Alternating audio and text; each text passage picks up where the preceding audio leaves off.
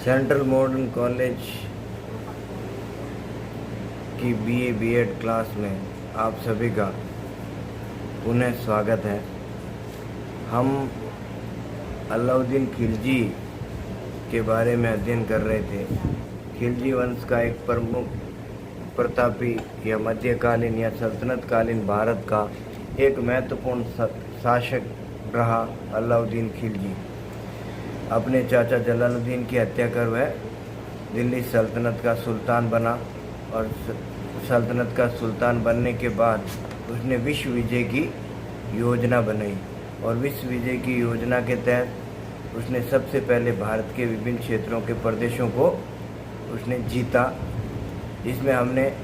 अलाउद्दीन खिलजी ने जो विश्व विजय की योजना बनाई, द्वितीय सिकंदर की उपाधि धारण की और उसके लिए उसने एक विशाल सेना का गठन किया, जिसके बल पर वह भारत के विभिन्न क्षेत्रों को वह जीत पाया। वह पहला मुस्लिम शासक था, सुल्तान था, जिसने भारत के दक्षिण प्रदेशों पर विजय प्राप्त की। तो अलाउद्दीन खिलजी की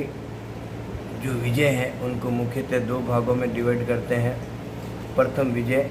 उत्तर भारत की विजय, जिसमें हमने पहले वाले भाग 1 में या इससे पहले वीडियो में हमने उत्तर भारत के शासकों पर जो विजय प्राप्त की उसके बारे में अध्ययन किया था कि उसने पहले गुजरात विजय किया, फिर 1301 में उसने रणथंभौर को जीता, 1303 में उसने चित्तौड़ को विजय किया, इसी प्रकार उसने सिवाना जीता 8 में और आगे हम देखते हैं तो उसने जालोर को भी विजित किया। तो ये उसकी उत्तर भारत की विजय थी। इससे आगे आज हम दक्षिण भारत में अलाउद्दीन खिलजी ने जो विजय प्राप्त की उसके बारे में समझने का प्रयास करेंगे। अलाउद्दीन दक्षिण भारत से अपार धन संपत्ति प्राप्त करना चाहता था और अपने साम्राज्य के रूप में, अधिराज्य के रूप में उसे स्थापित करना चाहता था। तो वह प्रत्यक्ष रूप से वहाँ पर शासन स्थापित नहीं करना चाहता था। आपने देखा कि जब गुजरात विजय किया था नुसरत खान ने, तो गुजरात विजय के दौरान उसने एक दास खरीदा था और उस दास को 1000 दिनार में खरीदा, इसलिए उसे 1000 दिनारी के नाम से भी जाना जाता है। और जब उसे अलाउद्दीन खिलजी के पास दिल्ली भेजा गया तो मलिक काफूर शारीरिक रूप से बहुत मजबूत था, बड़ा चौड़ा तगड़ा था, इसीलिए उसे अलाउद्दीन खिलजी ने उसका नाम भी काफूर रखा, मलिक काफूर के नाम उसे दिया और अपनी सेना का प्रमुख स्थान दिया और उसे दक्षिण भारत जीतने का प्रधान सेनापति बनाया। और ये भी पूछा जाता कई बार कि अलाउद्दीन खिलजी के ने दक्षिण विजय का नेतृत्व किसने किया या अलाउद्दीन खिलजी की दक्षिण विजय में प्रमुख सहयोग किसका रहा, तो मलिक काफूर का। मलिक काफूर ने दक्षिण भारत पर आक्रमण किए और दक्षिण भारत को, संपूर्ण दक्षिण भारत को अलाउद्दीन खिलजी के साम्राज्य में मिला दिया।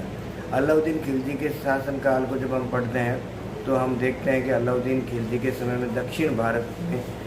प्रमुखतः 4 राज्य थे और उन 4 राज्यों की अगर हम बात करें तो वह राज्य मुख्य रूप से अगर देखें तो एक तो दक्षिण का विंध्याचल पर्वत के दक्षिण का भाग, जिसे सामान्यतः देवगिरी कह सकते हैं, और दक्षिण पूर्व का भाग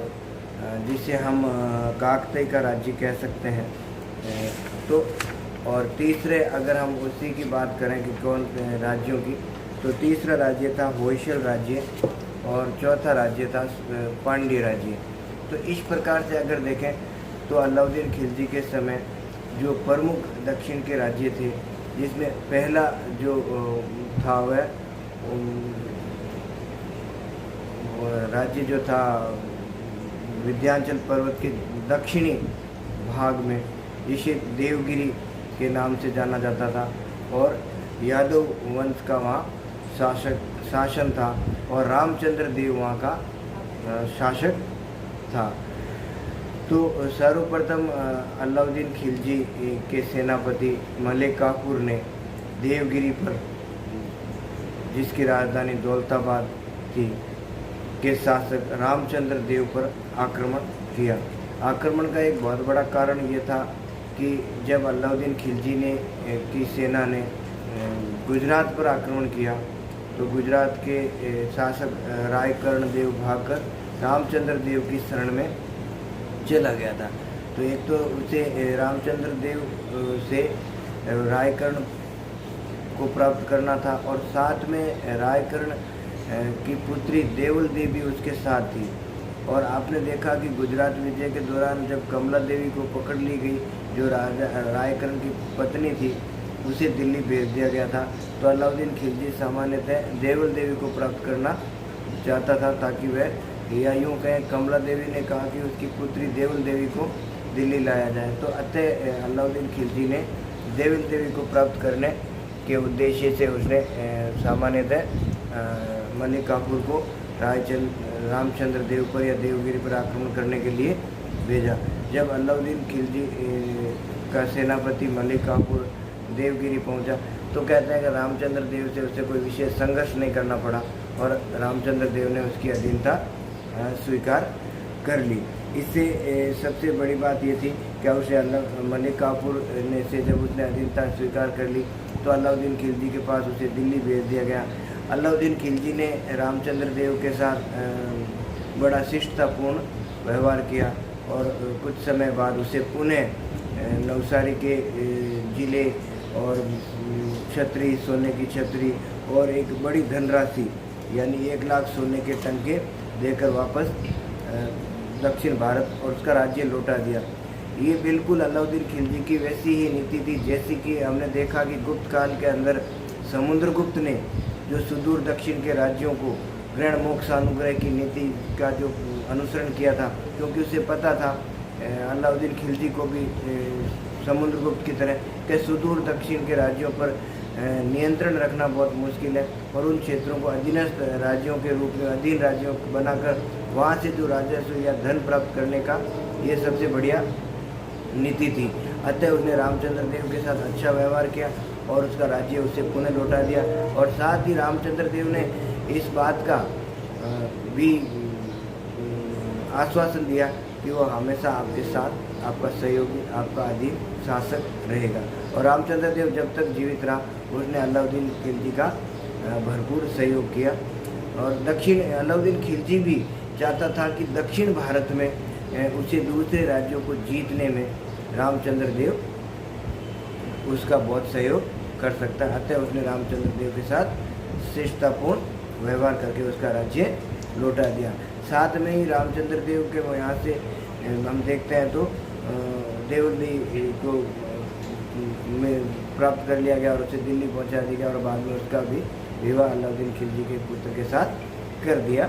गया। तो इस प्रकार से अगर देखें तो उसकी पहली जो अलाउद्दीन खिलजी की दक्षिण विजय थी उसमें उसने देवगिरी के राज्य पर आक्रमण किया और यादव वंश के शासक रामचंद्र देव को पराजित कर उसे अधीन बना दिया और ये उसकी पहली विजय थी जो 1306 में उसे विजय प्राप्त हुई। दूसरी विजय जो उसकी जो महत्वपूर्ण विजय रही अलाउद्दीन खिलजी की या मलिक काफूर की के नेतृत्व में जो विजय हुई वह दूसरी विजय तेलंगाना के काकतीय शासकों के विरुद्ध थी। जो तेलंगाना वाला क्षेत्र दक्षिण पूर्व का क्षेत्र पड़ता है और उस क्षेत्र जो काकतीय क्षेत्र था वह वहाँ का शासक प्रताप रुद्र देव वहाँ का शासक था और प्रताप रुद्र देव की राजधानी वारंगल थी। तो इस वारंगल वाले क्षेत्र पर मलिक काफूर ने आक्रमण किया और सामान्यतः उसे कोई वहाँ पर भी बहुत बड़ा संघर्ष नहीं करना पड़ा और वहाँ का शासक प्रताप रुद्र देव ने मलिक काफूर की अधीनता स्वीकार कर ली और अधीनता स्वीकार करने के साथ ही उसने अपनी एक आत्मसमर्पण के साथ एक यूँ कहें कि अलाउद्दीन खिलजी के यहाँ एक सोने का अधीनता स्वरूप अपनी एक मूर्ति बनवाई और उसे सोने की जंजीर से जकड़कर अलाउद्दीन खिलजी के पास भेजा और अलाउद्दीन खिलजी ने उसे भी उसका राज्य लौटा दिया और साथ में एक बड़ी धनराशि भी उसे काफू उसको दी गई और उसे सहायता भविष्य में अधीन रहकर और सहायता देने का वचन दिया। वारंगल से अलाउद्दीन खिलजी के सेनापति मलिक काफूर को अपूर्व धन संपत्ति प्राप्त हुई और यहीं से उसे विश्व प्रसिद्ध हीरा कोहिनूर हीरा भी प्राप्त हुआ, बीजापुर की गोलकुंडा की जो खान से प्राप्त हुआ था। तो इस प्रकार से उसे अपूर्व धन संपत्ति और कोहिनूर हीरा प्राप्त किया। अमीर खुसरो ने मलिक काफूर ने और एक के बाद एक दूसरा राज्य से भी अपार धन संपत्ति प्राप्त करके अलाउद्दीन के एक महत्वपूर्ण सेनापति मलिक काफूर ने उसे दिल्ली भेज दिया। अगला जो राज्य था वह सामान्यतः तेलंगाना के दक्षिणी भाग में होयसल राज्य था और होयसल राज्य की अगर हम जो बात करते हैं तो होयसल के शासक जो थे वह वीरबलाल तृतीय होयसल का शासक था और वीरबलाल तृतीय ने भी कोई विशेष संघर्ष नहीं किया और उस पर भी मलिक काफूर ने 1311 में वीरबलाल तृतीय को पराजित किया और उसे दिल्ली भेज दिया गया और वहाँ पर भी उसे अलाउद्दीन ने विशेष कृपा रही, जैसा कि हमने पहले देखा कि देवगिरी के शासकों की काकतीय के शासकों के साथ जैसा व्यवहार किया, अलाउद्दीन खिलजी ने वैसा ही व्यवहार वीरबलाल थर्ड के साथ भी किया। उसे भी सोने का मुकुट दिया गया और विशेष खिल्लत प्राप्त हुई और 10 लाख टन का उपहार स्वरूप देकर उसे वापस उसके राज्य में भेज दिया और उसी के साथ वीरबलाल तृतीय ने वार्षिक कर देना और उसकी अधीनता को स्वीकार कर लिया। इस प्रकार अलाउद्दीन के प्रमुख सेनापति मलिक काफूर ने दक्षिण भारत के तीसरे राज्य होयसल पर भी अपना अधिकार कर लिया। दक्षिण भारत का चौथा जो सुदूर दक्षिण का क्षेत्र था वहाँ वह राज्य जो था वह पांड्य राज्य था और पांड्य राज्य में तत्कालीन जो परिस्थिति थी वो भी मलिक काफूर के पक्ष में थी, क्योंकि वहाँ पर जो पांड्य राज्य के शासक थे मारवर्मन अगर कुलशेखर उनकी मृत्यु हो गई और उनके 2 पुत्र सुंदर पांड्य और वीर पांड्य के मध्य उत्तराधिकार का संघर्ष चल रहा था। तो ऐसी स्थिति में कहते हैं सुंदर पांड्य ने उनका सहयोग मांगा, तो कुछ मानते हैं कि सहयोग न मांगा ही नहीं, ऐसे उन्होंने अधिकार कर लिया, उस पर आक्रमण किया। मलिक काफूर के पास एक विशाल सेना थी और उसके पास देवगिरी होयसल काकतीय शासकों की सेनाओं ने भी उसका सहयोग किया। अतः उन्होंने सुंदर पांड्य और वीर पांड्य पर या पांड्य राज्य पर आक्रमण किया, भाई वहाँ से भाग गए और इस प्रकार उसने पांड्य राज्य पर अधिकार किया। बताया जाता है कि यहाँ पर उसने मलिक काफूर ने विजय के साथ रामेश्वर तक पहुँचा और रामेश्वर में मंदिरों को तोड़ा और वहाँ पर मस्जिद का निर्माण भी करवाया, ऐसा भी उल्लेख मिलता है। इस अभियान में भी जो 1311 में ये विजय प्राप्त हुई, इस अभियान में भी मंदिरों से दक्षिण भारत के से उसे अकूत कहते हैं या बहुत अधिक धन प्राप्त हुआ और वह धन लेकर अलाउद्दीन खिलजी के पास दिल्ली लौट आया। तो इस प्रकार उसने दक्षिण के 4 राज्यों पर अधिकार किया और उसके बाद वह दिल्ली लौट आया और अंतिम रूप में एक आक्रमण और हुआ दिल्ली के मलिक काफूर के नेतृत्व में, सुल्तान के नेतृत्व में कहें तो वह था जब रामचंद्र देव राय की मृत्यु हो गई तो उसका पुत्र शासक बना। रामचंद्र देवगिरी के शासक रामचंद्र देव ने तो आजीवन साथ अलाउद्दीन खिलजी का साथ देने की बात कही थी, लेकिन जब रामचंद्र देव राय की मृत्यु हो गई तो उसके बाद उसका पुत्र शासक बनता शंकर देव या संगन देव। जब शंकर देव शासक बनता तो उसने अलाउद्दीन खिलजी के यहाँ अपना जो वार्षिक कर है वो भेजने से इनकार कर दिया। तो जब मलिक काफूर फिर जब उसने कर देना से इनकार कर दिया तो मलिक काफूर एक विशाल सेना के साथ पुणे देवगिरी पर आक्रमण करने के उद्देश्य से 1315 में देवगिरी पर आक्रमण किया और शंकरदेव वीरता से लड़ता हुआ